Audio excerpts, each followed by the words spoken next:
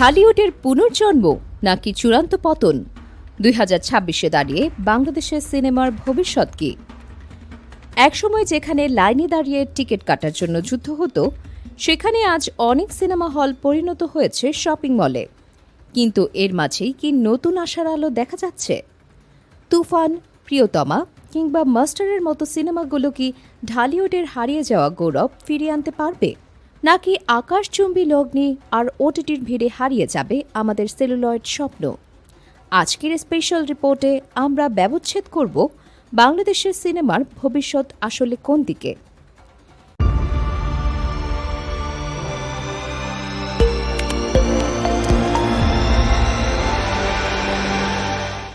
স্বাগতম সবাইকে। বাংলাদেশের সিনেমা ইন্ডাস্ট্রি বিশ্বের অন্যতম প্রাচীন ও সমৃদ্ধ। 1956 সালে মুখ ও মুখোশ দিয়ে যে যাত্রা শুরু হয়েছিল, তা আজ 70 বছর পেরিয়ে এক সন্ধিক্ষণে দাঁড়িয়ে। একদিকে বিশ্বমানের মেকিং, অন্যদিকে হলের অভাব। একদিকে শাকিব খানের মেগা স্টারডম, অন্যদিকে মৌলিক গল্পের সংকট। আজকের ভিডিওতে আমরা বিশ্লেষণ করব 2026 সালে দাঁড়িয়ে ঢালিউডের বর্তমান অবস্থা ও আগামী দিনের সম্ভাবনা। গত 2 বছরে বাংলাদেশের সিনেমা এক অদ্ভুত বৈপরীত্যের মধ্য দিয়ে গেছে।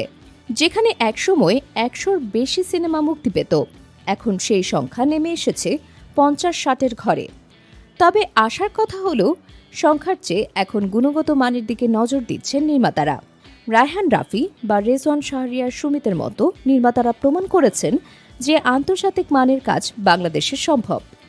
2025-26 সালে মুক্তি পাওয়া সিনেমাগুলোর বক্স অফিস কালেকশন বলছে, দর্শক ভালো কন্টেন্ট পেলে ঠিকই প্রেক্ষাগৃহে ফিরে আসে। মূল চ্যালেঞ্জসমূহ। বাংলাদেশের সিনেমা ইন্ডাস্ট্রির সামনের পথটা মোটেও মসৃণ নয়। প্রধান সমস্যাগুলো হলো সিনেমা হলের সংকট। দেশ জুড়ে সিঙ্গেল স্ক্রিনের সংখ্যা আশঙ্কাজনকভাবে কমে 200-র নিচে নেমে এসেছে। পাইরেসি ও ডিস্ট্রিবিউশন। প্রযুক্তির যুগেও উন্নত ডিস্ট্রিবিউশন চেইন এবং পাইরেসি নিয়ন্ত্রণ একটি বড় চ্যালেঞ্জ। লগ্নি ও মুনাফার ভারসাম্য। বড় বাজেটের সিনেমা বানালেও পর্যাপ্ত হল না থাকায় লগ্নি তুলে আনা কঠিন হয়ে পড়েছে। বিশ্লেষকরা বলছেন, ঢালিউড এখন ট্রানজিশন পিরিয়ড বা রূপান্তরকালের মধ্য দিয়ে যাচ্ছে। Global market.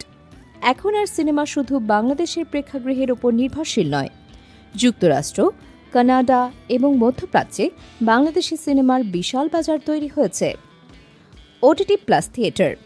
ওটিটি প্ল্যাটফর্মগুলো যেমন চরকি, হইচই সিনেমার জন্য নতুন প্রতিযোগী নয়, বরং পরিপূরক হয়ে উঠেছে।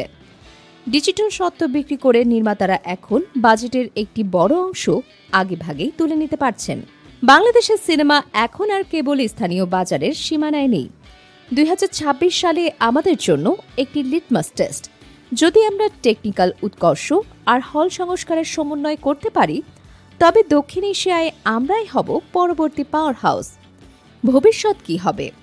উত্তরটা লুকিয়ে আছে মাল্টিপ্লেক্সের বিস্তার এবং তরুণ নির্মাতাদের সম্ভাবনায়। 2026 সালের মধ্যে সারা দেশে আরও অন্তত 50টি নতুন মাল্টিপ্লেক্স স্ক্রিন চালুর পরিকল্পনা রয়েছে। এটি কার্যকর হলে মাঝারি বাজেটের সিনেমাগুলো লাভের মুখ দেখবে। এছাড়া লোকজ গল্প এবং আন্তর্জাতিক মানের ভিএফএক্স যুক্ত হলে ঢালিউড পুনরায় তার স্বর্ণযুগ ফিরে পাবে বলে আশা করা যায়। পরিশেষে বলা যায়, বাংলাদেশের সিনেমার ভবিষ্যৎ কেবল গুটি কয়েক সুপারস্টারের উপর নয়, বরং একটি টেকসই ইকোসিস্টেমের ওপর নির্ভর করছে।